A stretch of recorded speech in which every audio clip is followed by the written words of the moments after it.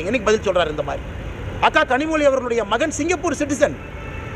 கனிமொழி கருணாநிதி அக்காவுடைய பையன் Singapore citizen. உலகத்தரம் வாய்ந்த நாட்டில் அவர் படிச்சுட்டு இருக்கார். சிங்கப்பூர் சிட்டிசனாக இருக்கக்கூடிய கனிமொழி அக்காவுடைய மகன்கிட்ட போய் நீங்கள் தமிழ் மட்டும்தான் படிக்கணும்னு கேட்பீங்களா?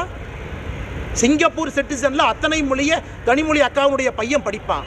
ஆனால் அக்கா மட்டும் மைக் எடுத்து இல்லை தமிழ்நாட்டில் குழந்தைகள் 2 மொழி தான் அப்படி பேசுகிற அக்கா ஏன் கனிமொழி அக்காவுடைய பையனை கவர்மெண்ட் ஸ்கூலில் சேர்த்து 2 மொழி படித்து வைக்கல? இன்னைக்கு மொழியை பற்றி அவ்வளோ பேசுகிறாங்களே.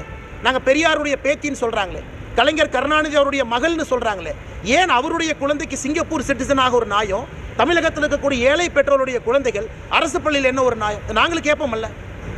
பள்ளிக்கல்வித்துறை அமைச்சர் என் பையன்கிட்ட சொன்னா, அப்பா 7ஆவதுல உன்னை ட்ரை பண்ணி பார்க்குறேன், ஃப்ரெஞ்சு படிப்பான்னு நான் சொன்னேன்.